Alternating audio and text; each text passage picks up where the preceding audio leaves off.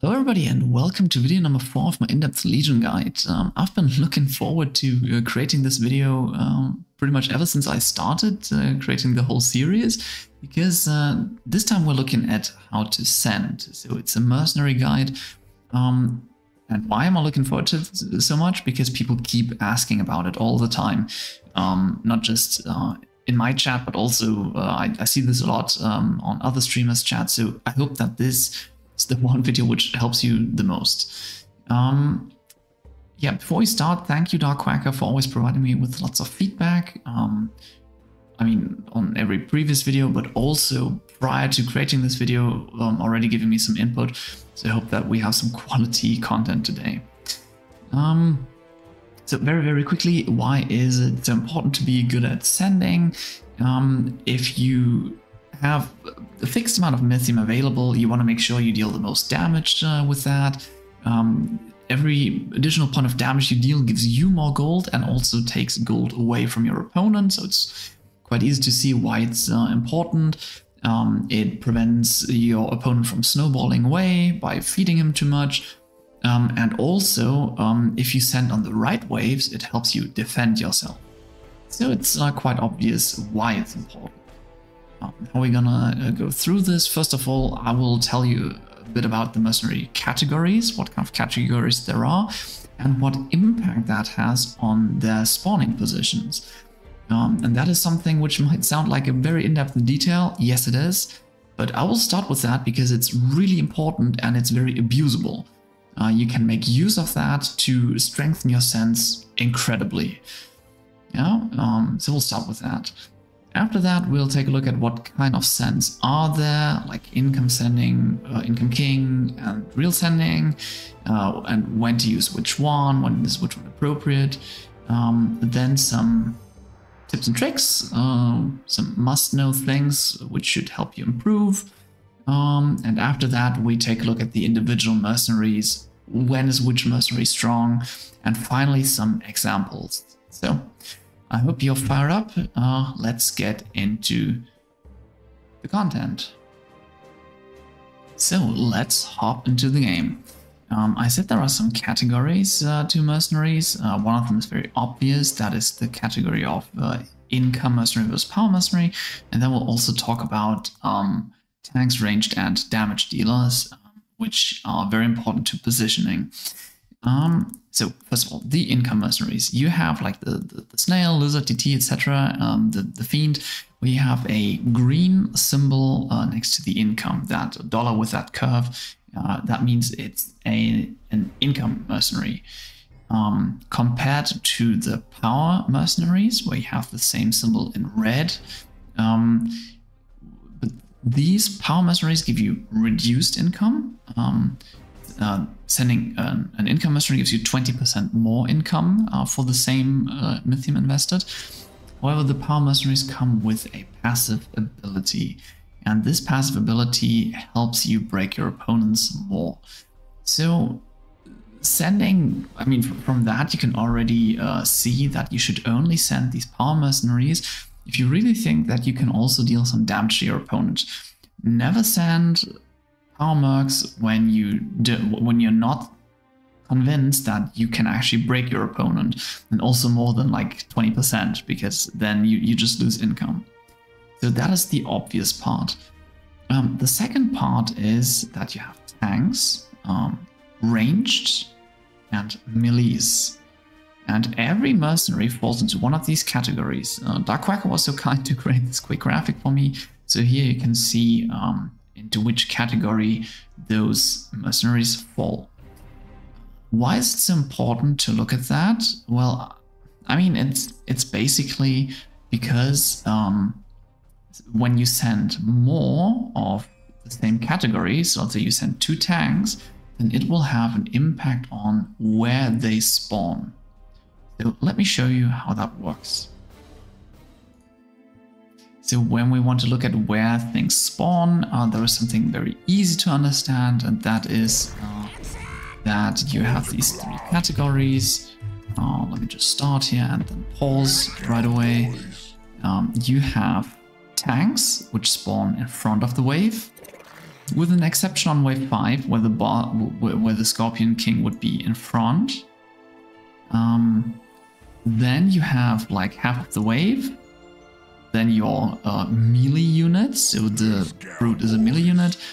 And then the ranged kind of in the back, so they spawn with the rest of the wave right at the back. So that is kind of obvious, right?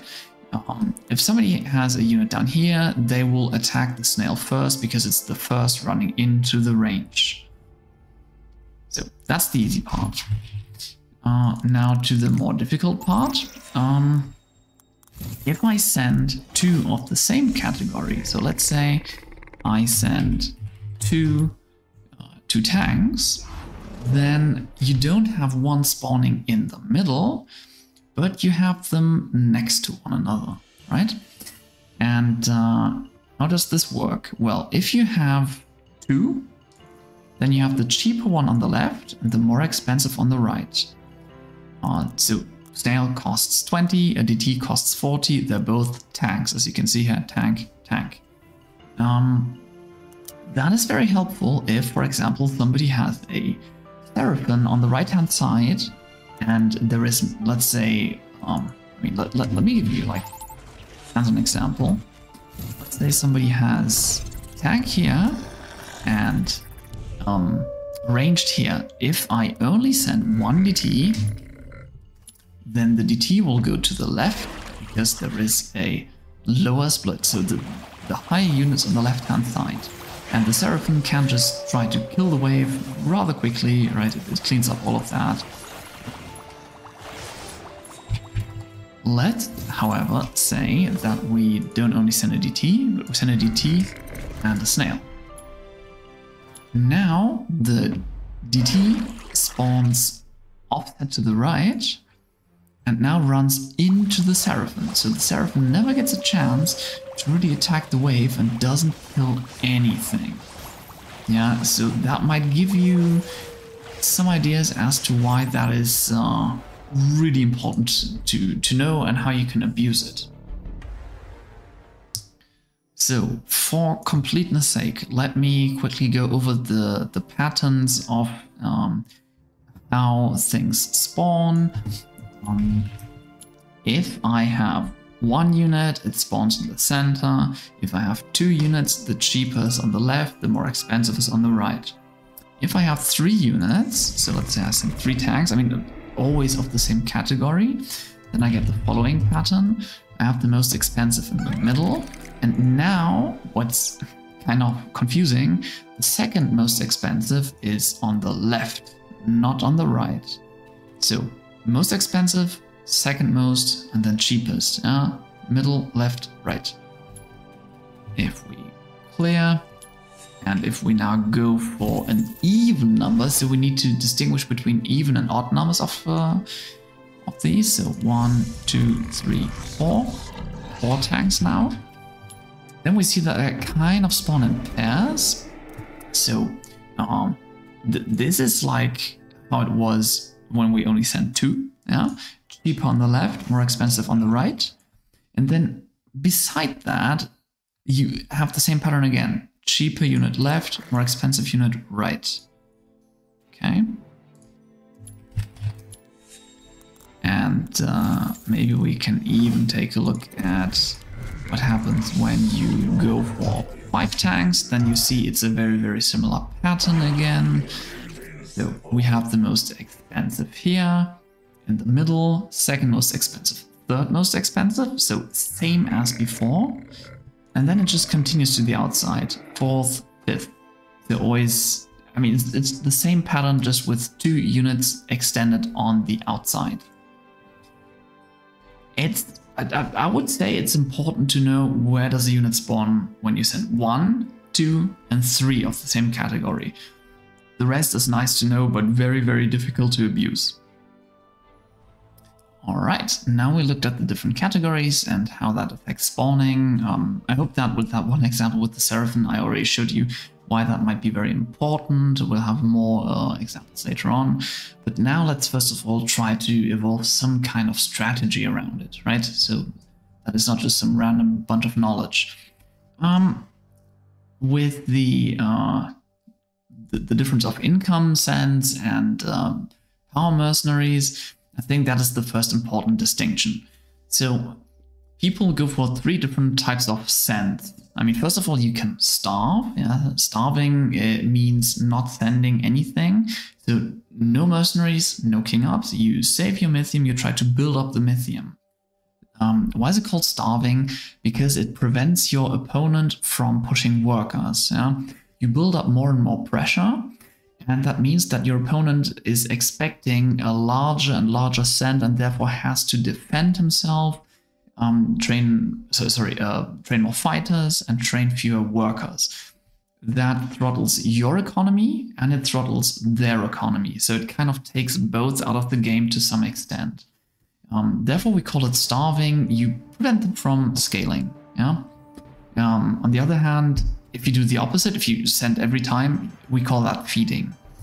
But let's talk about the different kinds of sends. First of all, what people like to do is income king. It's a very common thing. It means when the wave is about to end, you can try to use all of your mythium on income mercenaries. Yeah? So like snail, lizard, DT, fiend, dino, cannoneer, or drake. Use all of that, maximize the income you get from it, and then after the wave is over, you should probably not add any more mercenaries, any more these, because your opponent gets gold from killing them, right?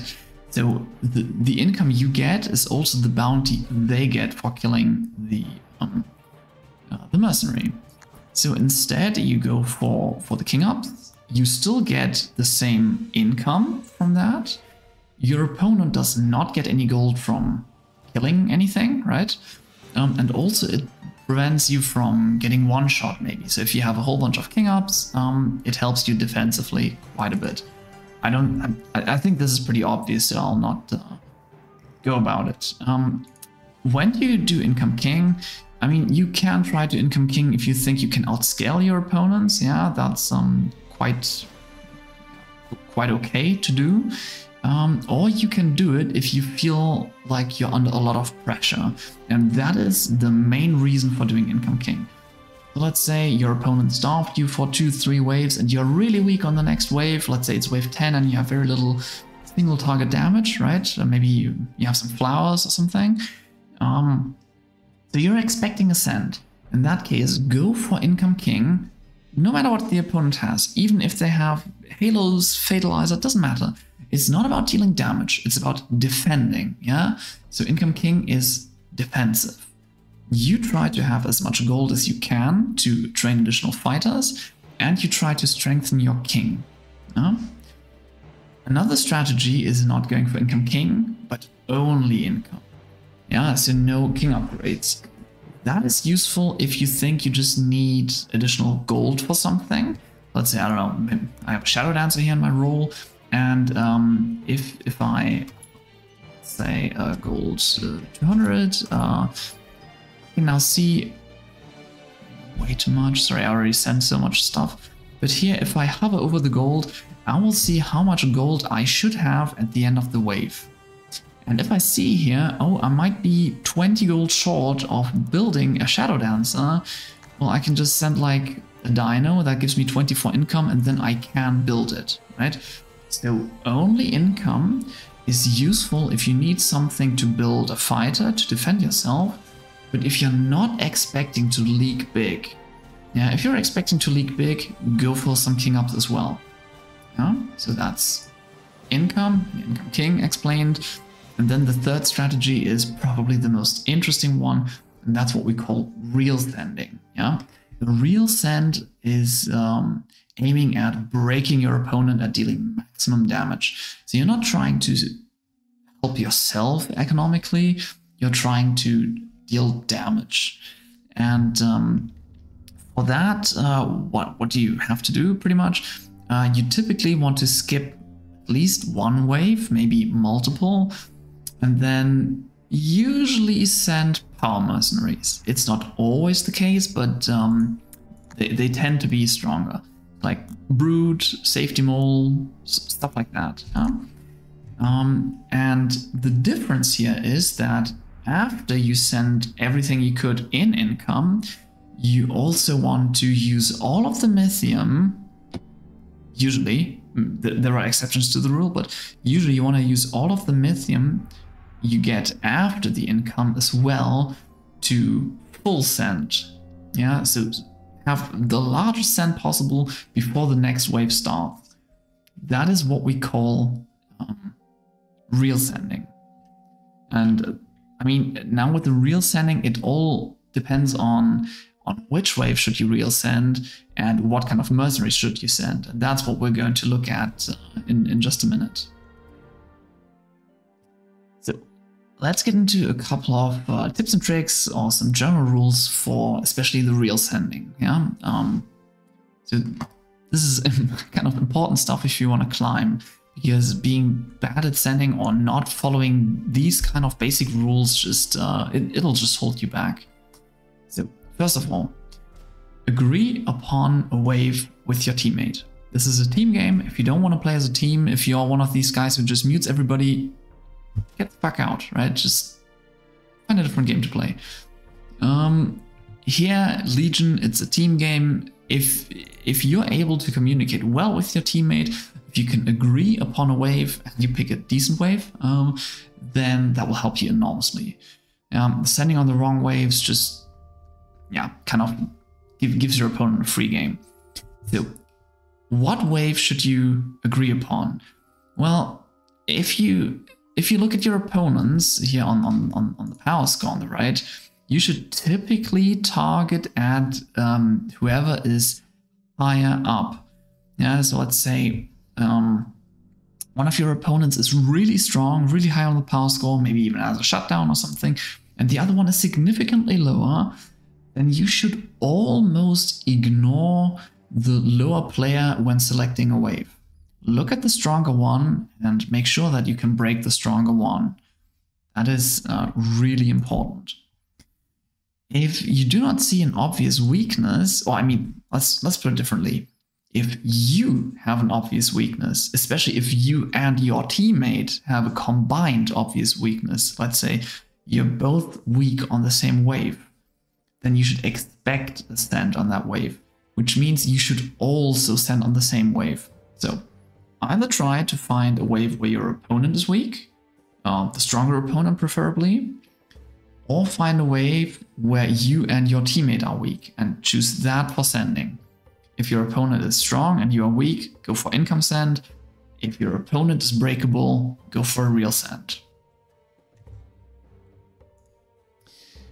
Second tip, now that we decided upon a wave, yeah, you found a wave that you want to send on, what should you send? A general rule of thumb is find out what the strongest unit of your opponent is for that wave. Yeah, if they have something carry, I don't know, like Sovereign on 13, yeah, it's just an absolute carry unit for that wave.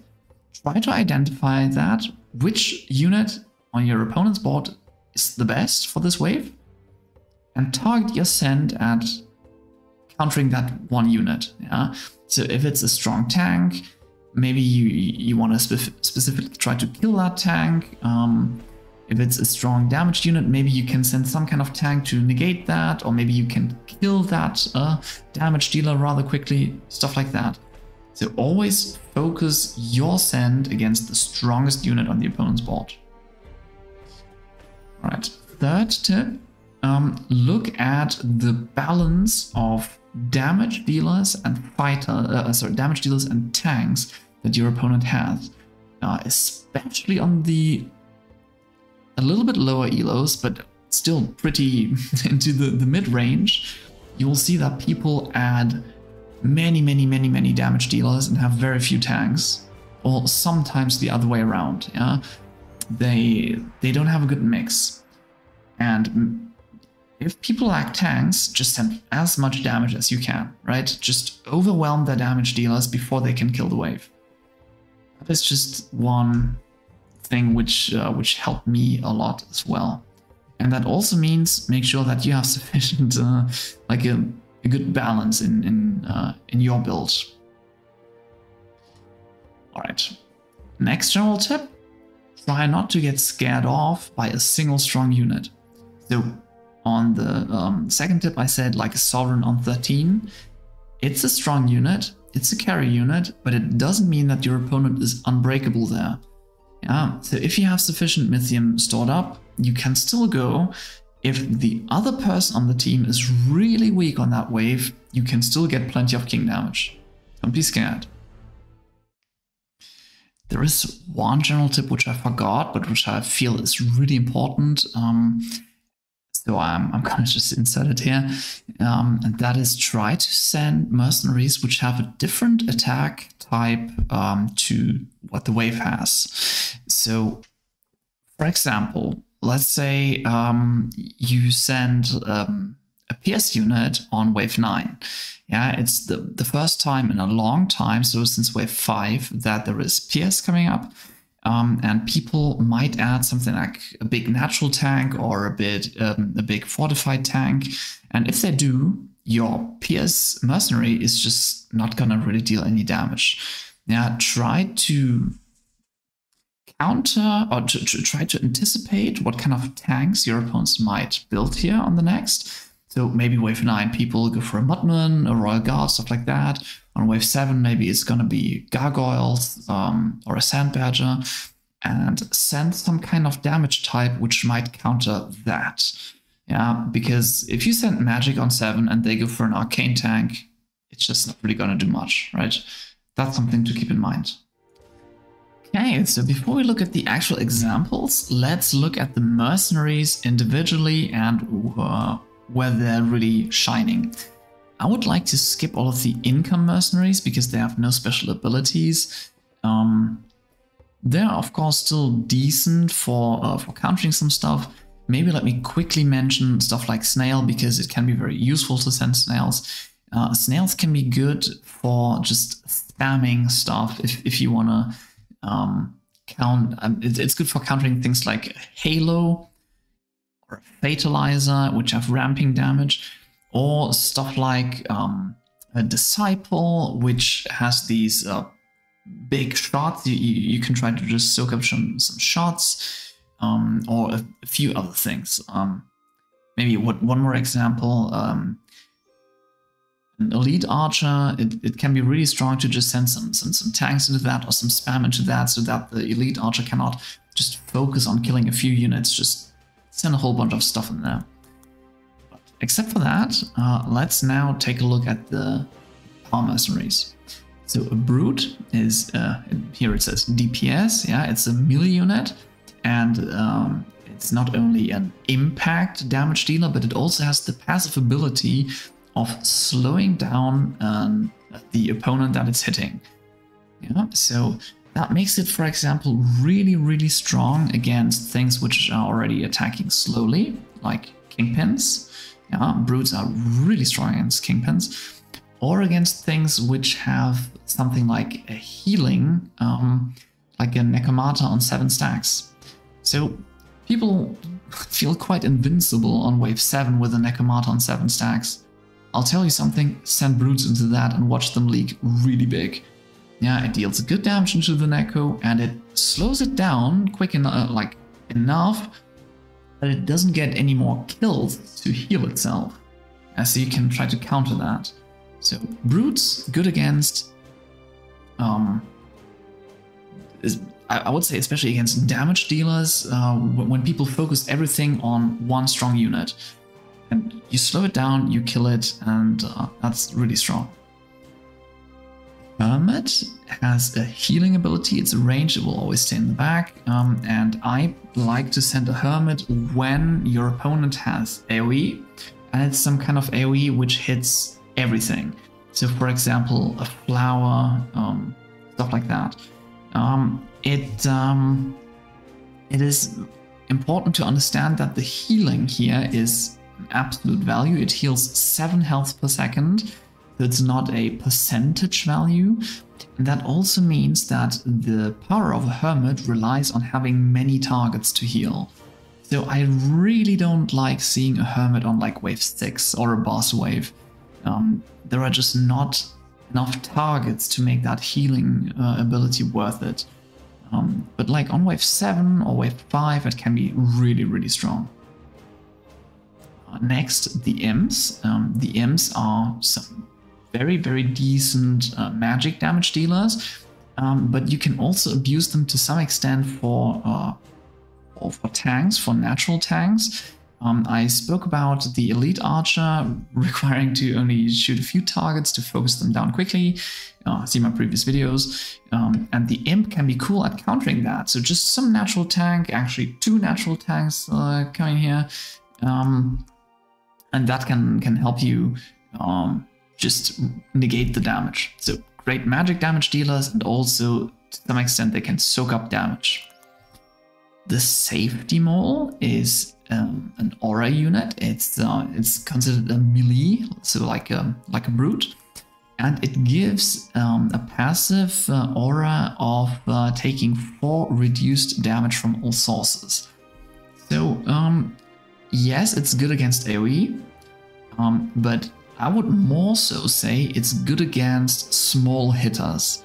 Yeah, so you don't want to send a safety mole against something like a Doomsday or a Kingpin. So they hit like, I don't know, 5 times a minute, what it feels like, but then really big. If I hit for 1000 damage, do I care about -4, 996 damage? No, I don't. But if I have Seedling, which deals like 5 damage, and I take 4 of them away, then that unit is kind of dead, yeah? So you... One second, I'll be right back. Right, we're back after getting trolled by the game. So I was talking about the safety mole. The safety mole, strong against some kind of AoE or against fast hitters, but make sure that you don't use it against things which deal big hits like Doomsday. I like it a lot against like masks, seedlings, or some other stuff which is spammed a lot. Also like somebody has multiple archers, so Trinity archers, stuff like that can really help. Next up, the last aura unit here, that is the pack leader, has the leadership aura, and it increases the damage of every unit, and also like every mercenary and every wave creep by 5, or if it's a boss, then 15. All 3 auras do not stack, I forgot to mention that. You should not really send more than 1, unless you really know what you're doing. One of the same. For the pack leader, seeing that again this is a flat value, so +5, it profits a lot from buffing many targets, and it profits from having things which attack quickly. The latter might be a bit difficult to research, but every wave has a certain attack speed, so the pack leader would be strongest if you have a wave with many creeps with high attack speed. And it can, for example, profit a lot from adding things like imps, because they spawn in pairs, right? So if you're about to send 6 imps, maybe add a pack leader, because they profit a lot from it. A mimic is popular in the early game. They changed it a while ago to the passive ability. So the mimic is a strong single target pierce damage dealer, and is therefore very, very popular on waves like 7. Why on wave 7? You'll see it a lot exactly there. That is because on the first real magic damage wave in the game, I wouldn't consider 3 to be like a real wave there, people will probably add some arcane tanks. And guess what Pierce is good against? Yeah, Shredding Arcane. So if your opponent has many units which are weak to Pierce, or just has a lot of small units, then the Mimic can really help. So the Mimic can kill those units, and whenever it gets the killing blow, you get gold from it. At the current state of the game, so I'm making this in December 23, Mimics are not usually seen after wave 10, because at the later stages of the game, you don't really aim at getting another 20 gold or something out of leaking somebody. You're aiming at maximizing the king damage. and that's usually where other mercenaries are better. But I don't know, if you're watching this in 24 or later, maybe this has changed already. I cannot predict. Next up, the Witch. The Witch deals some magic damage. It's a ranged unit, it'll stay in the back, and it spawns Froggos. It has mana, which it regenerates, and it gets more mana whenever an opponent dies, so a fighter in your opponent's lane.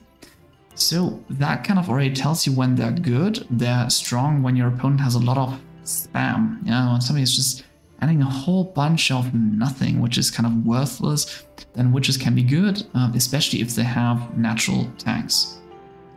That is the reason why you typically see that a lot in late game and classic, where people just have, I don't know how many thousand values on the board. Things are just going to die rather quickly at some point, and then the witch just gets more and more and more Froggos, and that kind of makes them strong. The Ogre, clearly my favorite unit, as you might have guessed from my avatar and everything, is a beautiful impact unit. You can also abuse it as a tank to some extent, so again, like if somebody has an archer or whatever, it can also take quite a few hits, especially early game. And it's, yeah, not a lot of stuff to be said about it. Single target impact damage and quite crazy impact damage. Super strong. The Ghost Knight has is a tank this time. It's an actual tank. It's swift, but don't only look at the typing here. Yes, while it's a swift tank, it has a passive ability which reduces the damage from auto attacks by 20%. That means that it can also tank, let's say, some pierce damage from, I don't know, a ranger. So I'm talking about a ranger this time, not an archer, not an elite archer. The ranger would deal plus 25 damage, plus 25% damage because it's pierce, but then it gets 20% taken away again because it's an auto attack. Yeah, so Ghost Knight can even be decent into a pierce with that passive. So it's particularly strong when you have things like Sovereign, Holy Avenger, Doomsday, big stuff like that. You should absolutely avoid sending a GK into things which deal a lot of ability damage. And there, like Trinity is the prime example of what melts the Ghost Knight, because the Trinity shoots 5 arrows and 4 of them are ability damage, so it just kills the GK real quick. 4 Eyes are a bit like Fatalizers or Halos. They deal ramping damage, so they are ranged damage dealers, deal magic damage, and the longer they stay on the same target, the more damage they deal. And that makes them the counter for when people only have very few tanks. So let's say a Chieftain Cheese, maybe you'll see somebody trolling and building one Gargoyle in front with 50 Chieftains in the back, so it has like 10,000 health. Send some 4 Eyes, it'll die. It's also really strong against big units which have Tree of Life on it, and it's a must-have against things like a Nightmare with a Butcher on it, so for later on. So let's say it's a Doppelganger on 13 with a Butcher on it. You will not leak them without 4 Eyes. So while the Doppel gets more and more damage and has ramping healing, then the 4 Eyes can still, with the ramping damage on it, try to kill it. So that's when you need it. 4 Eyes are really bad against spam. So if people have a lot of, it's kind of the opposite of a witch, you could say. Yeah. A Centaur is a unit that deals a little bit of AoE. It has a cleaving attack, and is therefore really cool against breaking a number of units in front. I love sending Centaurs into when people have like a bunch of steeds. So let's say they have some steeds which buff something like a Starcaller. Yeah, send one Centaur, it'll kill the steeds really quickly. It shines against Arcane and Swift, and not like one single big tank, but if they have a couple of units, right? Siege Ram, again, a prime tank, fortified this time. And really important to know the passive again, it takes reduced damage from ranged attacks. So it doesn't matter here if it's auto attack or ability, anything ranged just takes a whole lot of reduced damage. Here again, I mean, I wouldn't really send a Siege Ram into a Doomsday, but a Doomsday deals increased damage from having impact into fortified, but that almost gets negated again by the deflection. Yeah, but there are many PS ranged units, and that's just where a Siege Ram is prime. The Shaman buffs a single unit, and it gives it additional attack speed. 10% is quite a lot, and also a flat damage increase by 40. Therefore, Shamans are really, really strong on boss waves, or when you also send like a really strong unit alongside it, like a Needler. So giving a Needler 10% increased attack speed and plus 40 damage just helps it off, right? I would say a Shaman is a must send on 20. If you're sending on 20, if you're not sending a Shaman, you're probably trolling, because the 10% increased attack speed is just must have. And it's also really strong, like 15, where you have, I mean, always when you have a big boss, 15, 18, 20, 21. The Needler is a ranged pierce damage dealer. It has quite some similarities to the Centaur. It also attacks 2 additional targets.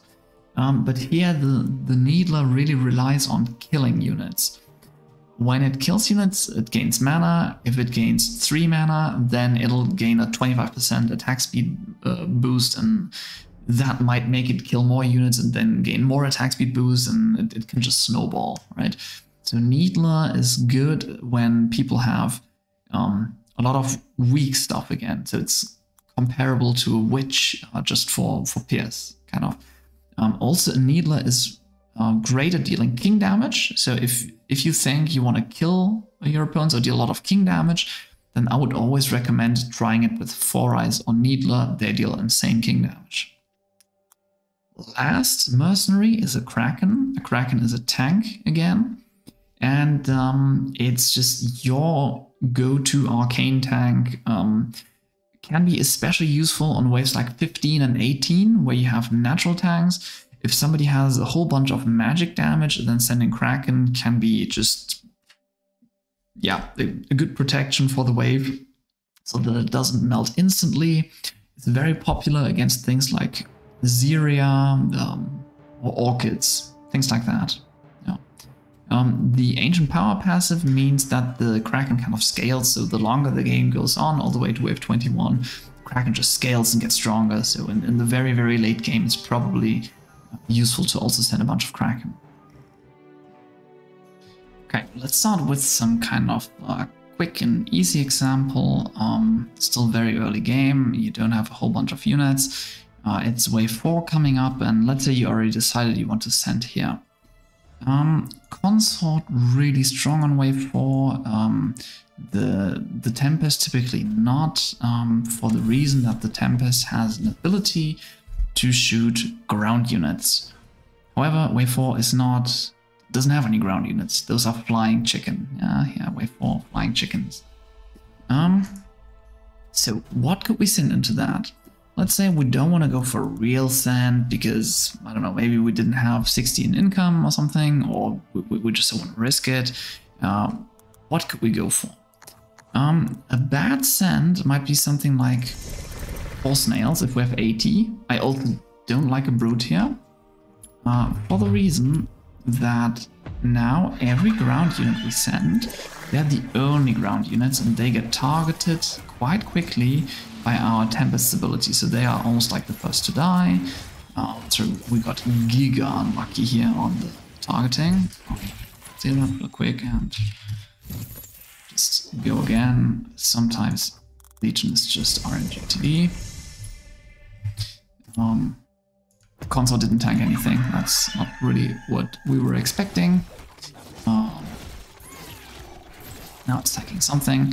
So here the ground units get melted pretty quickly, and it looks like a decent, not a hold, but not the massive leak, right? I don't know, 50%. What's a better send into that? Let's stick with income, yeah?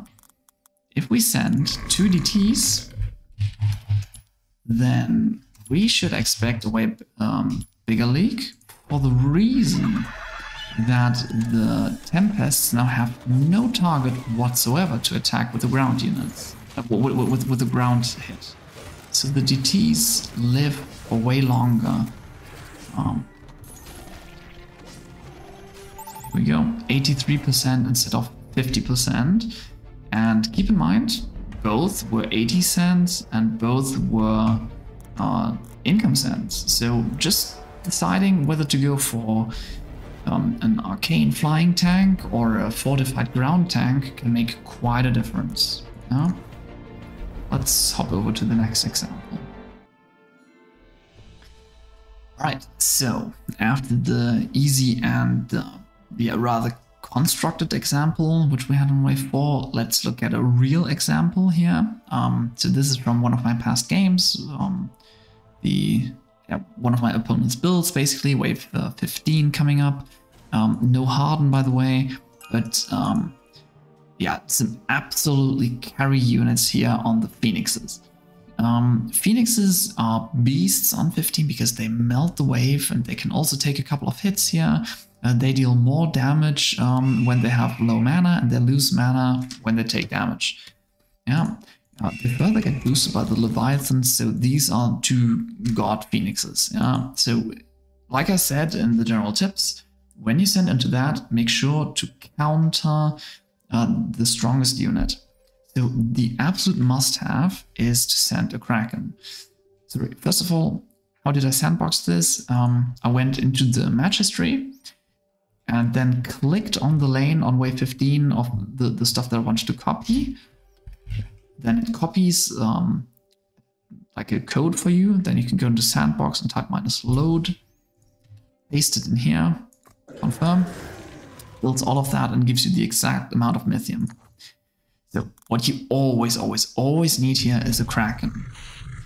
Now I guess there are 2 ways of going about it. You can either go for a Shaman because you have a strong boss here which you can buff. That is one way. I think the send that was done in-game was a 4-Rise. The 4-Rise helps you kill those Phoenixes a bit more quickly. So we have 1 tank for them, 1 damage against them. And then you kind of need to see what are the units you can send that help you. So we have another 180. I think Cannon here does help against all that impact, against all that fortified tankage here. For the 80 you can go for a Hermit. It negates a little bit of the AoE from the Leviathans. I probably would have gone for Kraken and Shaman and Cannon here instead. That's also an equal size send. I tested before, they're kind of identical in the leaks. So what do we get? The Kraken spawns in front, tanks some of the shots from the Phoenixes so that they don't instantly melt the wave. Now the wave is on them. It's very strong split here. Both of them dying kind of together, so surviving for a very long time. 87%. The leak might be a bit bigger if you don't have that perfect split going on. So I saw everything here from 87 to like 105%. But the important thing to understand is that the Kraken was the hard counter against the carry units of this build here on wave 15.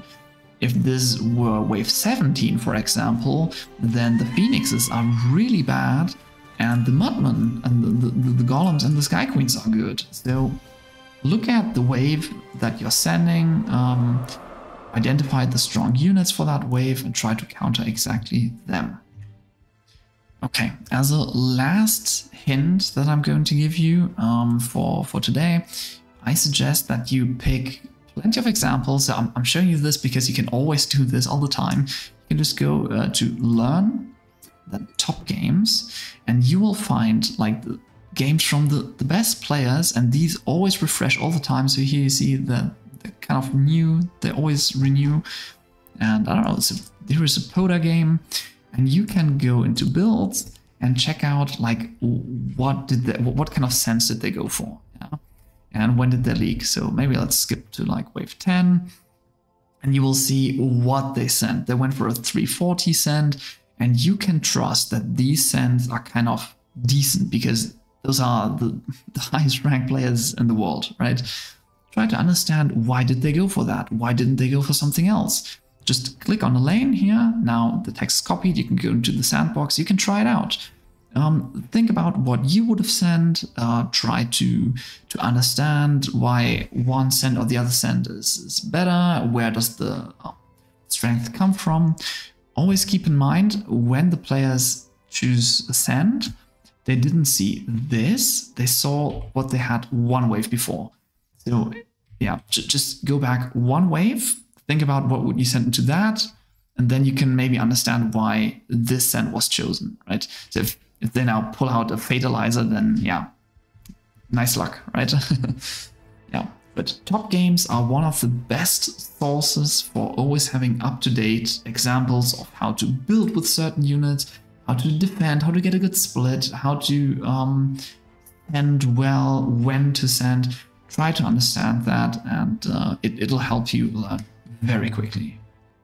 Right, so now I've been talking a lot again. I hope this video didn't get too long and out of hand, but most important of all, I hope that you enjoyed yourself, that you learned something, and that you can use this new knowledge to, yeah, kind of ruin your opponent's day for a little bit. And good luck leaking your opponents and climbing the ladder. See you next time.